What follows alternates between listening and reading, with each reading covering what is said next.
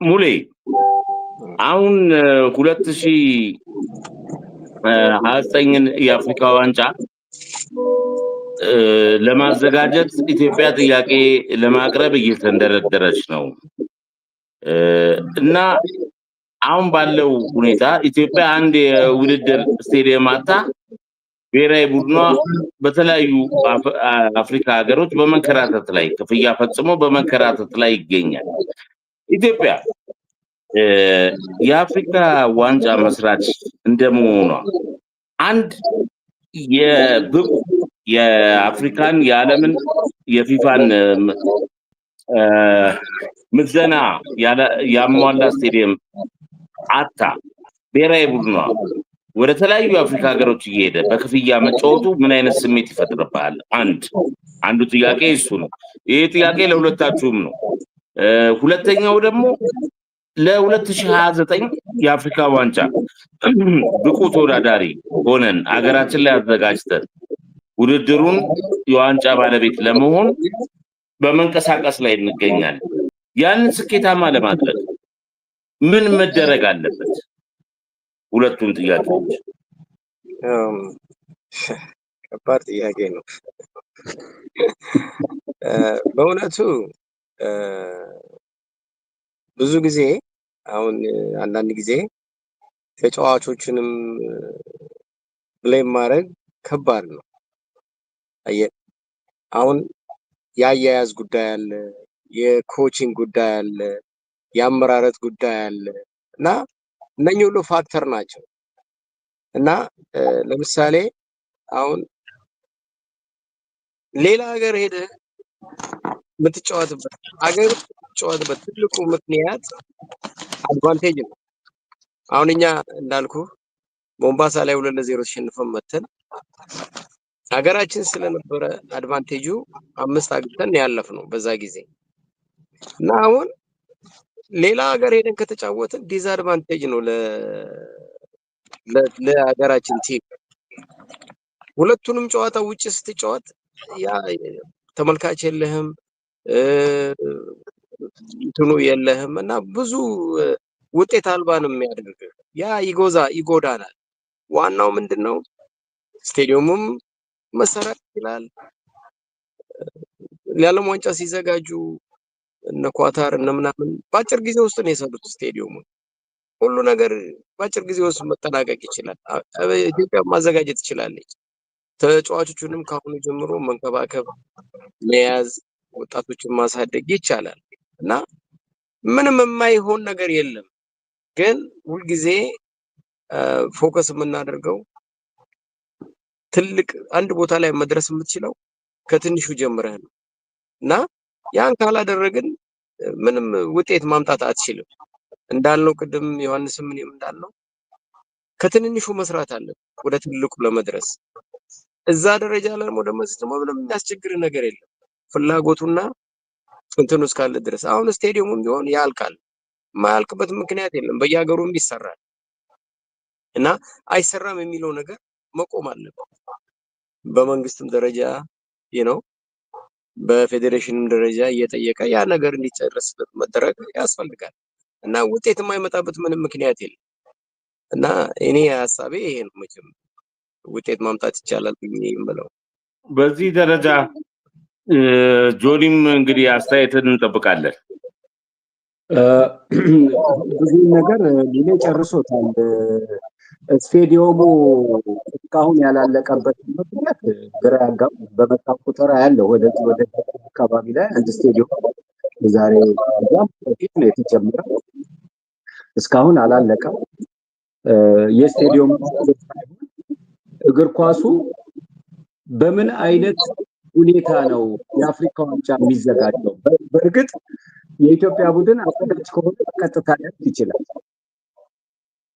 ከዛ በፊት የተወሰኑ ኳስ ቡድኖች ወይም ጨዋታዎች ከደህና የሚባሉ ከአፍሪካ ቡድን ተጫዋቾች መጫወት አለባቸው እና በዛ መጫወት አለባቸው። በእነሱ ጊዜ መጽሐፍ ያለ ብዙ ጊዜ ዩሮፕ ድረስ ሄዱ። ከግሪክ ጋር፣ ጀርመን ጋር፣ ቻይና ጋር ተጫውተዋል።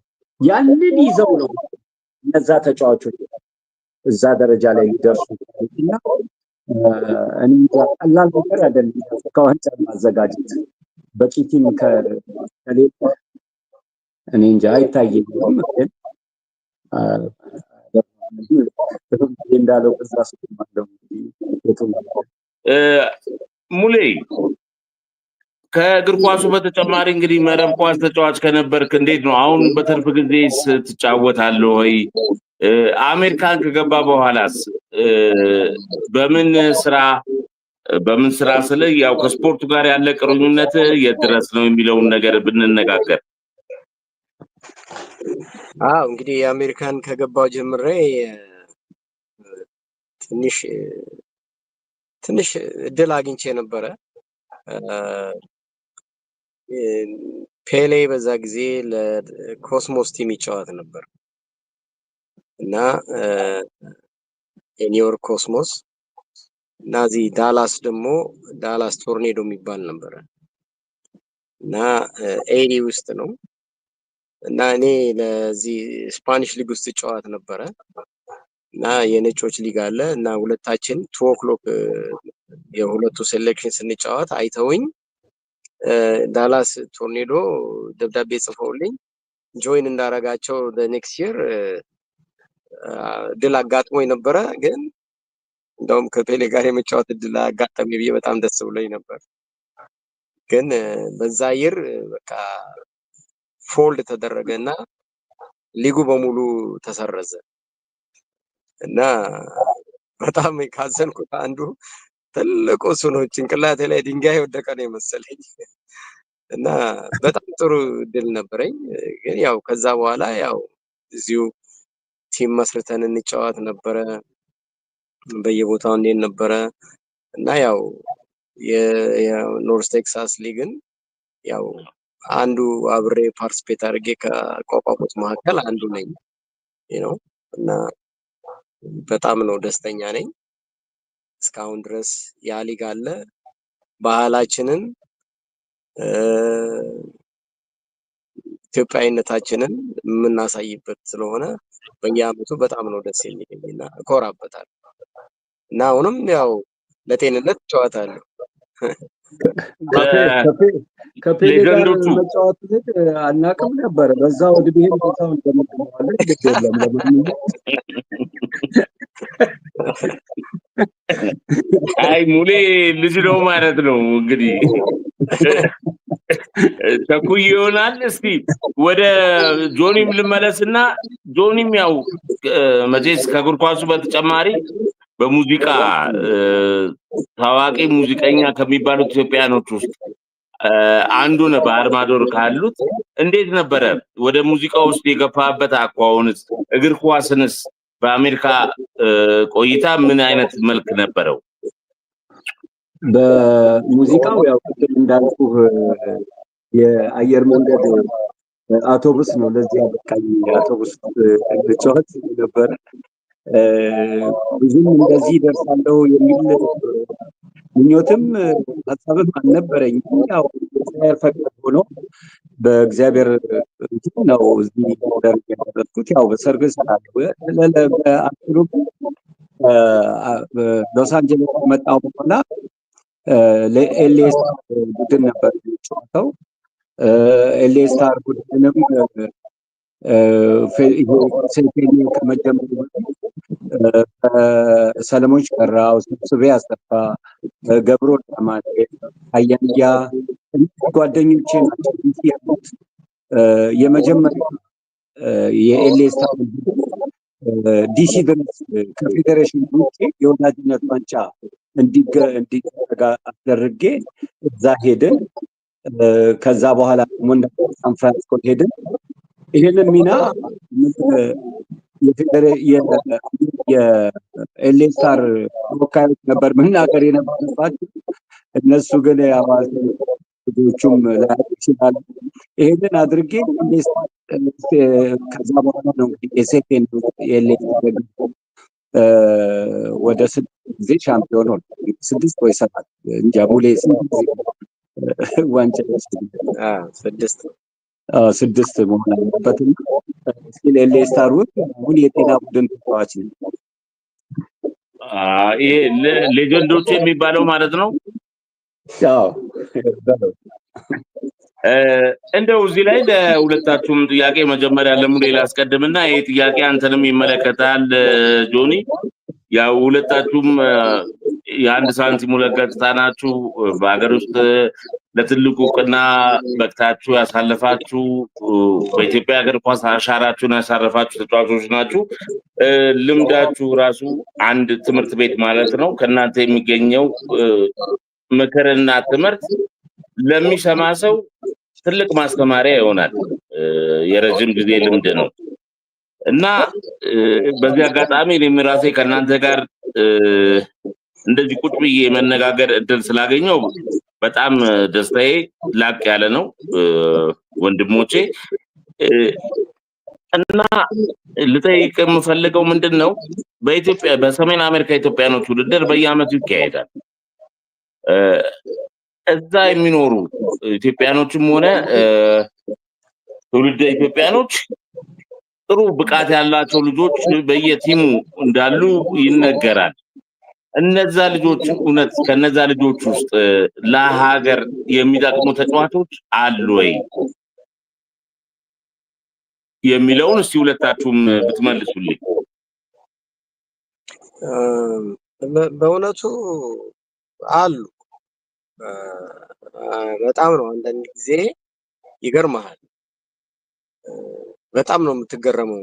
ወጣቶቹ ግን ምንድነው መሰለ ኦፖርቹኒቲውን የማግኘት እድላቸው ያንን የሚያገኙበት መንገድ የለም። ያንን መፍጠር ያለበት አካል ስለሌለ ነው እንጂ አሉ ወጣቶች በጣም ዳይናሚክ የሆኑ ኢትዮጵያን በደንብ ሪፕሬዘንት የሚያደርጉ ልጆች ብዙ አሉ። ግን ያው ያንን መንገዱን የሚጠርግላቸው ሰው ስለሌለ ለምሳሌ እኔ ራሴን ኤግዛምፕል እሰጥሃለሁ። በእኛ ጊዜ እኔ አውዝ 19 በምወጣበት ጊዜና ምንም አይዲያ የለኝም።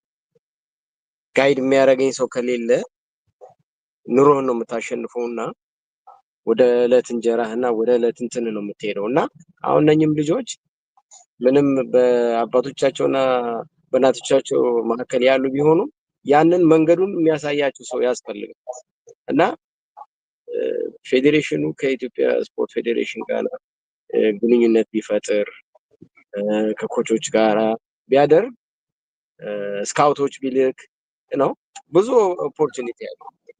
እንዳውም ካየሁት የምናደርገው ውድድር አነሰሰሪ ውድድር ነው። ለምን በሳምንት ውስጥ አንዱ ቲም ሻምፒዮንሺፕ ደረጃ ለመድረስ እስከ 5 ጌም ያደርጋል በሳምንት እና ይሄን ሁሉ አድርገው ጨዋታቸው ብቃቱ ራሱ በጣም ነው የሚገርምና they are capable ለማለት ብዬ ነው።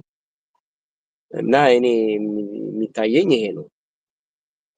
እርግጠኛ ነህ እንደ ብቁ ተጫዋቾች ስለመኖራቸው? በደንብ ደፍነት።